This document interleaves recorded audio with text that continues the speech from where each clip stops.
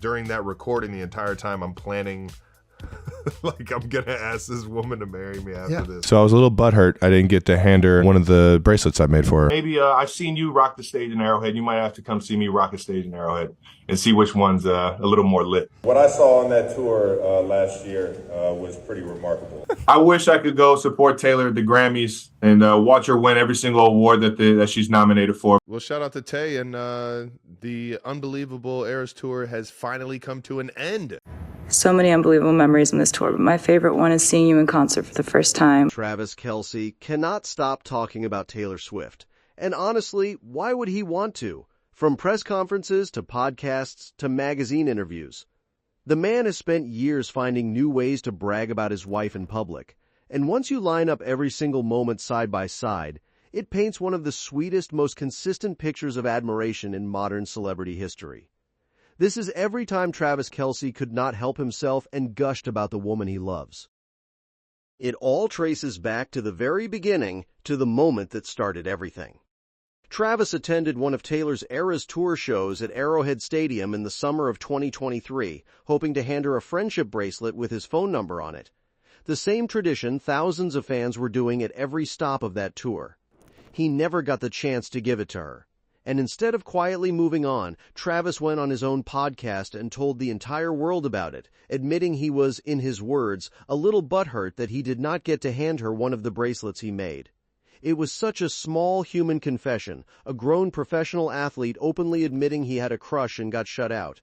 But that public admission is exactly what caught Taylor's attention in the first place. So I was a little butthurt I didn't get to hand her one of the bracelets I made for her. You made her a bracelet? Yeah. If you're up on Taylor Swift concerts, there are friendship bracelets, and I received a bunch of them being there, but I wanted to give Taylor Swift one with my number on it. Not right now. Your number's in 87 or your phone number? You know which one. She later called the moment metal as hell, and once they started talking, Travis wasted no time inviting her to a game, then thanking her publicly the moment she showed up. Shout out to Taylor for pulling up, he said afterward, the first of what would become an endless stream of public shoutouts. It's hilarious how much traction this has actually got. I mean, it's life, baby. It's life. I threw it out there. I threw the ball in her court. And, I told her, maybe I've seen you rock the stage in Arrowhead. You might have to come see me rock a stage in Arrowhead and see which one's a little more lit. So we'll see what happens in the near future. From there, the gushing never really stopped. As the relationship became public and Taylor's Eras tour rolled on, Travis made it a point to show up whenever his schedule allowed, flying across the world to watch her perform. And when reporters asked him about supporting her, he did not downplay it. He leaned all the way in. In one candid interview, Travis described what it felt like to simply be Taylor's +1 at her shows, saying he gets to go and be a fan, because he genuinely is one. "I'm a fan of music. I'm a fan of art," he said, adding that it is so cool getting to experience her performing the same way she gets to experience him on the football field. He said he feels that same enjoyment every single time she comes to his games. It was a simple, honest admission from a man who could easily have played it cool in front of the cameras, but chose instead to be openly, unabashedly proud. That admiration reached an entirely different level heading into the 2025 Super Bowl. During a news conference before the big game, reporters asked Travis about Taylor's grueling Eras tour schedule, and what came out of him was not just praise, it was genuine reverence. He talked about watching her travel from country to country, week after week, and described how excruciating that pace must have been on her body and her mind. But he did not stop at sympathy. He marveled at the scale of what she had built, calling the entire operation, the dancers, the band, the singers, everybody involved, an absolute machine. "It was something I could admire watching and take a lot of notes from," he said.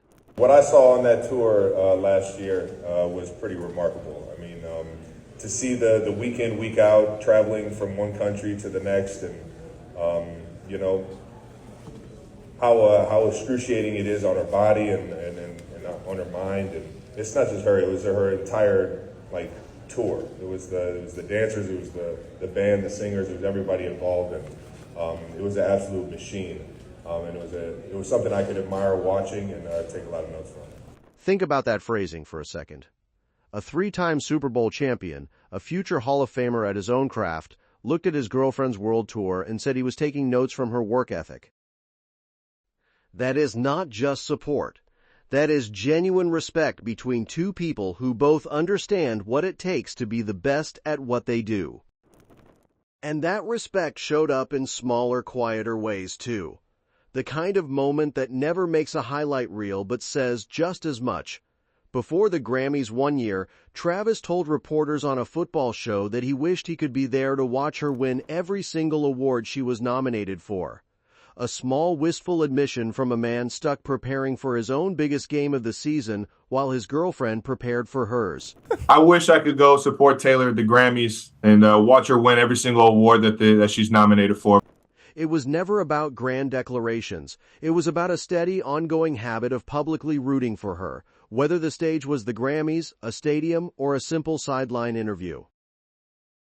And when the Eras Tour finally wrapped after nearly 2 years and 149 shows, Travis made sure to mark the occasion publicly too. "Shout out to Tay," he said on his podcast, calling the tour unbelievable and thanking everybody who was a part of it. He was careful to credit her specifically, noting that it was her show, her music, her tour, but also acknowledging the full production behind her. He called it the best tour in the world, adding that it was that good because of a lot of people, but mostly because of Taylor. Coming from someone who has experienced the biggest stages professional football has to offer, that is about as high a compliment as it gets. Well, shout out to Tay, and the unbelievable Eras Tour has finally come to an end. Over 10 million people in the stands over the course of it, like accumulatively. It's pretty crazy. Shout out to everybody that was a part of that show. Obviously, it's her music, her tour, and everything. But that was a full production, man. That thing. Yeah, fair enough. It was the best tour in the world because of a lot of people, and but mostly because of Taylor. Perhaps the most emotionally raw moment of all came not from a podcast or a press conference, but from a letter. In the final episode of Taylor's documentary covering the end of her tour, she read aloud a letter Travis had written to her backstage before her last shows. In it, he told her that out of so many unbelievable memories from that tour, his favorite was seeing her in concert for the very first time, describing himself as mesmerized and swept off his feet by a woman who did not even know him yet. He thanked her for creating the tour and thanked her tour manager for making sure it stopped in Kansas City in the first place. Taylor, reading his words aloud, added her own reflection, saying that night in Kansas City was the beginning of her meeting the love of her life. It is one thing to compliment someone in an interview. So many unbelievable memories in this tour, but my favorite one is seeing you in concert for the first time, being mesmerized, and swept off my feet by a woman who doesn't even know me. I selfishly say thank you for creating this legendary tour and to Robert for making you stop through Kansas City, Missouri. That night, too, in KC was the beginning of me meeting the love of my life. It is another thing entirely to write them a private letter so tender that they choose to share it with millions of people because it means that much. Even away from the big, obvious platforms, Travis kept finding small ways to celebrate her. When she was honored at the Songwriters Hall of Fame induction in June, becoming one of the youngest inductees in the organization's history, Travis was reportedly right there in the crowd, cheering alongside her own parents. And when Taylor made her first ever appearance on his podcast New Heights in August, an episode that would go on to rack up millions of views and land among the year's most popular podcast episodes anywhere, Travis and his brother Jason could hardly contain their excitement about it. Months later, joking that nothing else on their show would ever top it, Jason went so far as to say nothing was coming close to that episode. And Travis simply grinned along in agreement, the proud look of a man who knew exactly how special that day had been, long before he ever explained why. And then came the confession that tied every single one of these moments together.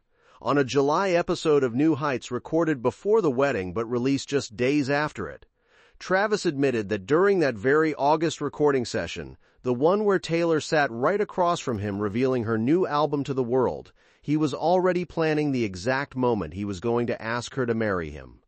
He called it one of the coolest moments of the entire season, one he will remember forever. It reframed everything. All those years of public praise, the notes he said he took from her work ethic, the letter about being swept off his feet, They were never just friendly compliments between two famous people who happened to be dating. They were the running commentary of a man who knew, long before he ever said it out loud, exactly who he wanted to spend his life with.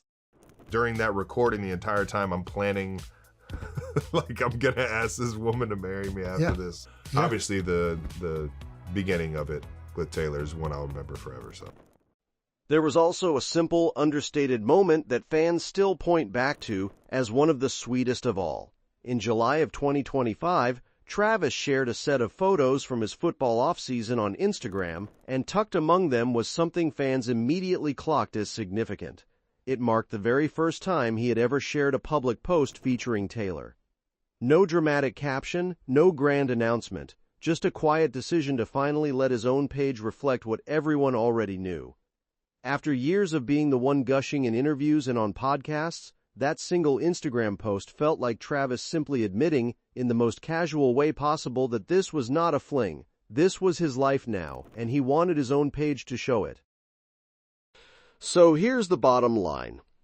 From a failed friendship bracelet and an honest confession of embarrassment, to calling her tour an absolute machine worth taking notes from, to a private letter about being swept off his feet, to finally admitting he spent an entire recording secretly planning his proposal, Travis Kelce has spent years finding new ways to brag about Taylor Swift in public. Every single instance points to the same simple truth. This was never a man performing happiness for the cameras. This was a man who could not stop admiring the woman he loved, in front of anyone who would listen long before the world ever knew where the story was headed. And maybe that is the real takeaway from all of it. Public figures are usually taught to guard their relationships carefully, to give the press just enough to satisfy curiosity without ever revealing too much of what is real. Travis never seemed interested in playing that game. From the very first embarrassing confession about a bracelet that never made it into her hands, all the way to admitting he was quietly planning a proposal while sitting across from her on his own show, he chose openness again and again, even when it made him look a little foolish, even when it meant the whole world was watching.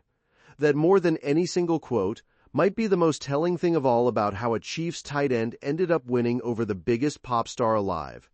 He never hid how he felt. He just kept saying it out loud, for anyone who would listen. That's all for this video, folks. See you next time.